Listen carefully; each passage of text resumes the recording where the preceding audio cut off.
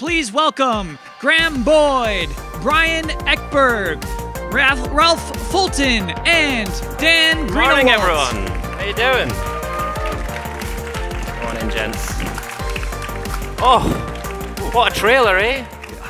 Goosebumps every time I see that trailer. Nice to see you all here this morning. Welcome along. So good morning. My name is Graeme Boyd. I work on the Xbox social team, and I'm also a huge Forza fan. So it's a real pleasure for me to be here with you all today. You've just seen the trailer for Forza Horizon 3. Forza Horizon 4, I should say. We just announced that at our Xbox E3 briefing on Sunday. I hope you were either there in person or watching online to see that. And you'll know the team at Playground Games and Turn 10 Studios are bringing the Forza Horizon Festival to beautiful, historic Britain, my home country, Ralph's home country as well, which is great. But Forza Horizon 4 is also bringing a ton of enhancements and new features that will really help drive the racing game genre forward. And Forza's influence, and the influence of gaming in general, is actually driving change in the automotive industry. You know, powered by the rise of streaming, by esports, and the shared online worlds and new audiences that online gaming are opening up, you know, the biggest and most influential brands in the automotive industry are really sitting up and taking notice. And that's what we're here to talk about today. What's happening right now and what this means for the gaming and automotive industry in the future. We'll discuss Forza Horizon 4, we'll discuss Forza Motorsport 7 and the Forza Racing Championship, and we'll touch on wider industry and gaming trends that are helping to drive that change. So I'm delighted to be your moderator for the day, and I'm delighted to also say that I'm joined by a fantastic panel. How you doing, gents? Doing great. Doing great. So we've got Brian Ekberg, Forza Community Manager. Yeah, thank you. We, of course, have Ralph Fulton, the Creative Director at Playground Games. And we've got Dan Greenawalt, the Forza Creative Director at Turn 10. Sorry. The man. All right, so let's get into this. We'll start with you, Dan. You've been involved with the Forza franchise for 16 years now, which is phenomenal. How have you seen the relationship between the game itself, the Forza series, gaming, and the automotive industry develop over that time? Well, it's changed a tremendous amount. Ralph and I have both been making racing games for nearly 20 years, I think. Yes, we look wonderful for our age, don't we? Please say yes. But over those years, we've seen a huge change in who gamers are, and that has attracted the automotive industry to our industry in a totally different way. The automotive industry thought about games as, you know, it's where kids in the basement would play something, you know, and they really had frozen in their head like pole position or hard driving or something like that. And obviously, you see the graphics in that trailer, things have moved well beyond that.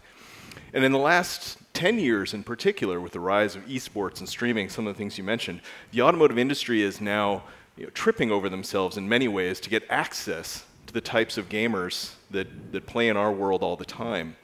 You know, Forza had 22 million players last year. So 2017, 22 million players played in Forza.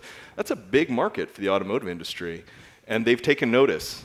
It's allowed us to do crazy things. I mean, there have been some images up here.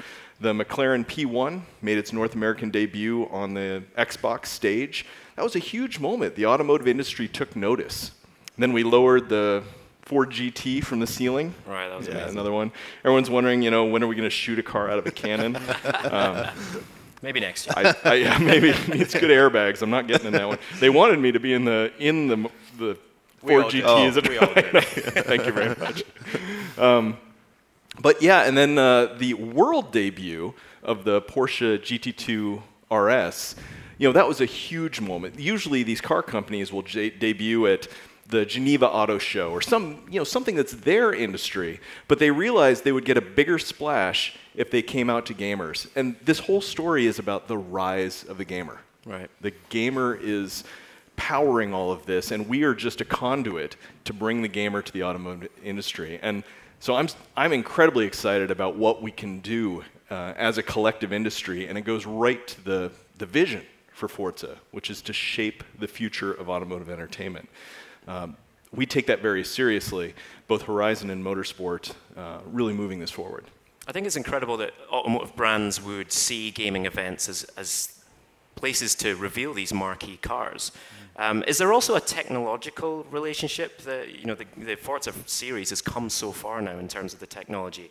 Is there a relationship between yourselves and the automotive brands there where you can share technological information, etc.?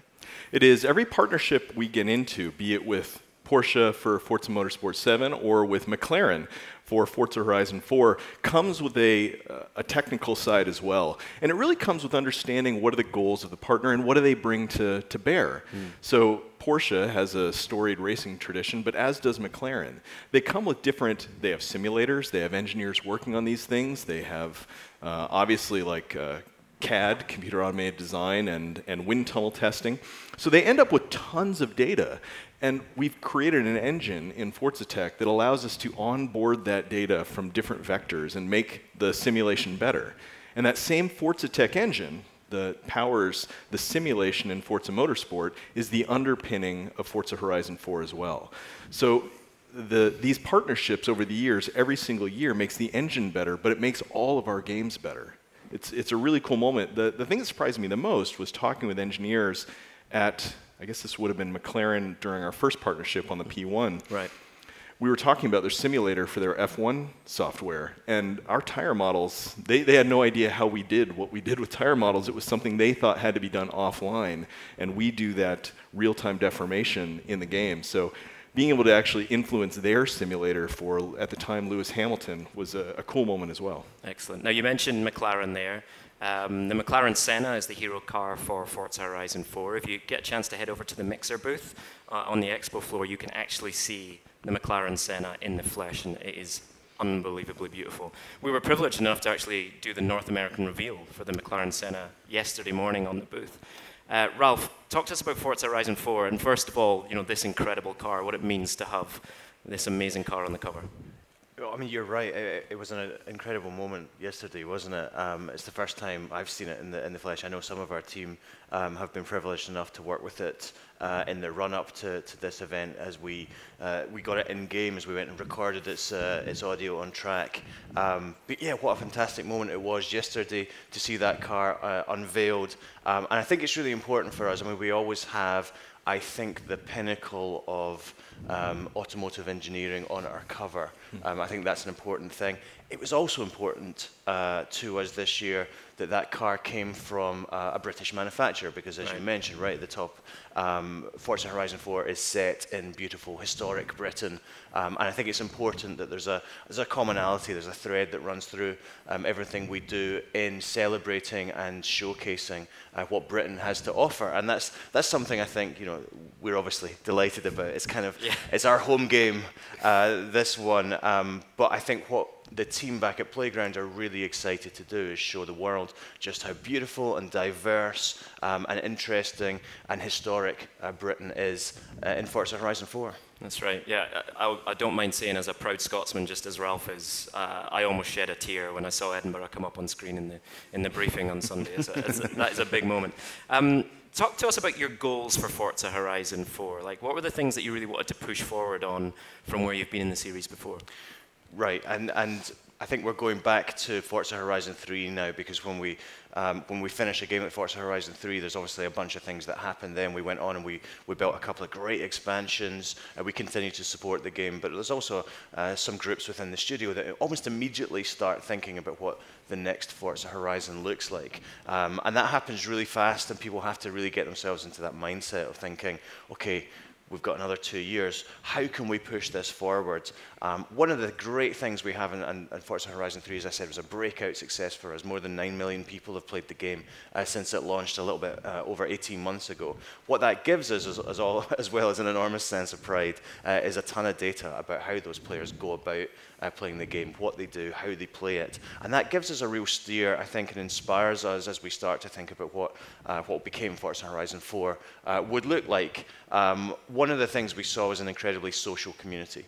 And that's something which has always been very important to us. One of our pillars in Forza Horizon is community. And I think we do a great job of supporting that community, and in turn that community do a great job of supporting and celebrating what we do.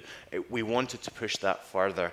And then to your question, Graeme, I think the other thing which drives us is that we move forward, we find new things, new experiences to do. I firmly believe that the role of developers is to find new experiences for our players, to innovate, and maybe do some unexpected things. I think we've done some unexpected things in Forza Horizon 4, but I think we're doing them because we feel ultimately it will enrich the experience for all of our players. Right, and a lot of that is actually, interestingly enough, wrapped up in seasons in Forza Horizon 4, right?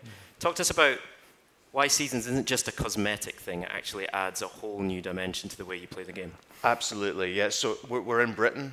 Britain, if you are familiar with the country, maybe you're even from there, I don't know, you will know that we are a very seasonal country. We are, yes. I kind of feared coming to Los Angeles and having to explain what distinct seasons are. But spend a little bit of time in Britain and you will really understand the seasons, our climate kind of defines us a lot. We talk about it more than anything else. It's kind of a national characteristic. 100%. So when we thought about doing Britain, at the same time in the studio, we were thinking about how we could do dynamic seasons, something we've really wanted to do for a long time, something which we believe is a huge step forward for open world games in general. When you make an open world game, what you're trying to do is immerse your player in the world that you create. You want your player to feel that he or she could be living there, that the world is alive around them, and that if they did nothing, the world would still continue, still change, still evolve, despite them. Seasons does that. Seasons has that really sort of meta feel of change, of time progressing. And so when we put Britain and Seasons together, we felt that we could create the most authentic and most immersive open world experience that we ever have done.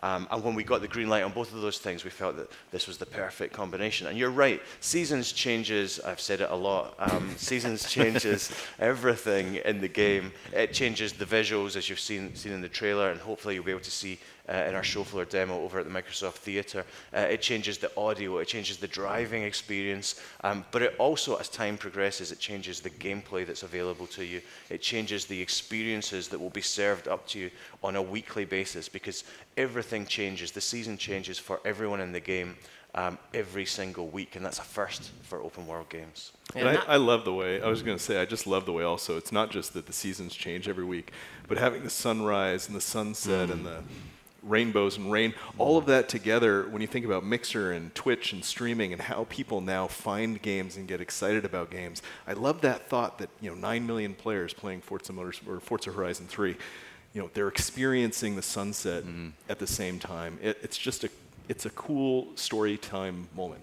Absolutely. And I think the key idea is sharing experiences across this vast and fun-loving community that we have. I can't wait to see how, with all the tools that our community have at their disposal to talk about and share their experiences, how they do that as seasons change, as gameplay comes and goes, and as new experiences are introduced to the game. Well, tell us more about how players in Forza Horizon 4 will genuinely share that world together. Like, what is the difference between Horizon 3 and Horizon 4 in that respect? So the big one is, and we're explaining this, I think, a lot this week, it's a shared world experience. We showed you that on Sunday on stage.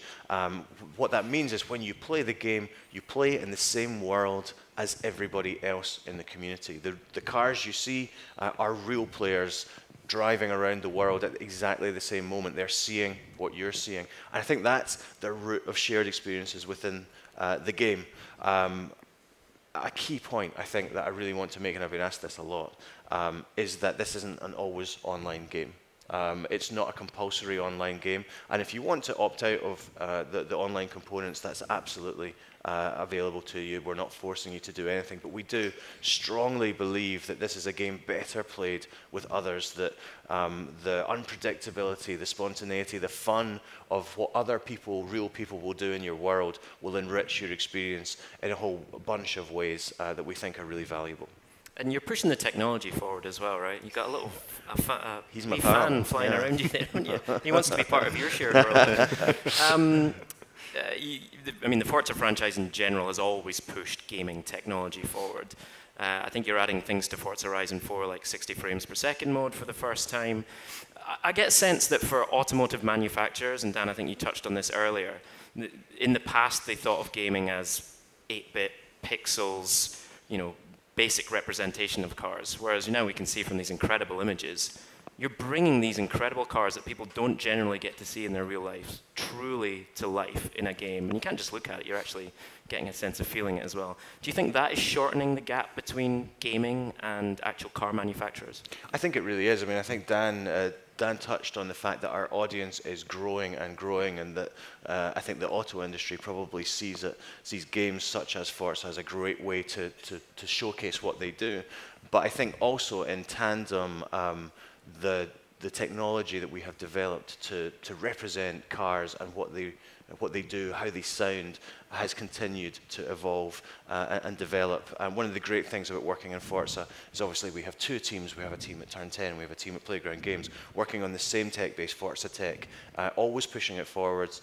And I think achieving the momentum which you see at the moment every year with a new Forza title, it's always pushing boundaries. For us on this game, the big opportunity was Xbox One X. This is the first game that we've developed at Playground to take advantage of the technical specifications and graphical horsepower of Xbox One X, and that has opened up a ton of things that we can do. One of them, you referred to it there, and we mentioned it on stage. For the first time in a Horizon game, we're offering a 60 frames per second option on Xbox One X, which got a big cheer on the stage. There you go. Thank you, Ralph. I was fishing for that, but I do appreciate that you're listening. So yeah, and there's a ton of new things as well. What's great, I found working on this project, and it tends to be true, that when you develop for the most powerful console, you don't leave anything behind in doing that. There are trickle-down benefits that just happen in development, that when you're targeting Xbox One X or Xbox One S or our Xbox One versions have got better as a result.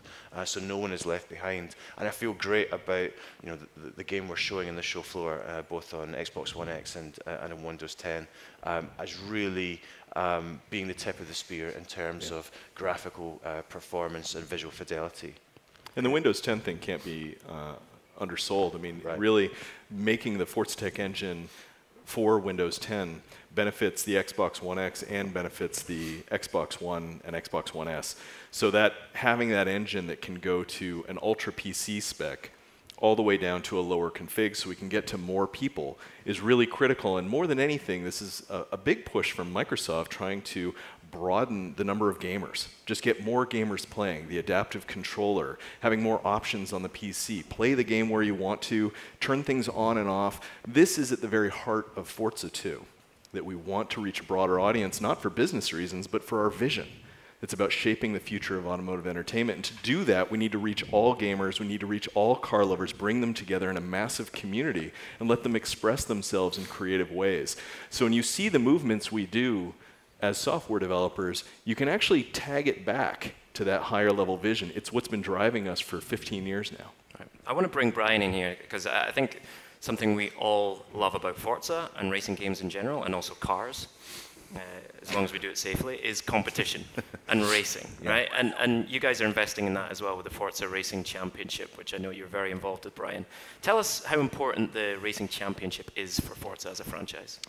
Yeah, I kind of think of it as we've got Motorsport, we've got Horizon, and we have the Forza Racing Championship. It's very much a central part of what we do at Turn 10 and with the Forza franchise. We're right in the middle of our current season in 2018. Our Series 1 playoffs are this weekend, and what we've seen is the best drivers coming from around the world and really getting involved and getting invested in Forza Motorsport 7 and really growing a world-class esports program. You see the picture behind us. This is our winner from last year at the 24 Hours of Le Mans. Shared the podium with the same drivers who won the race across all classes.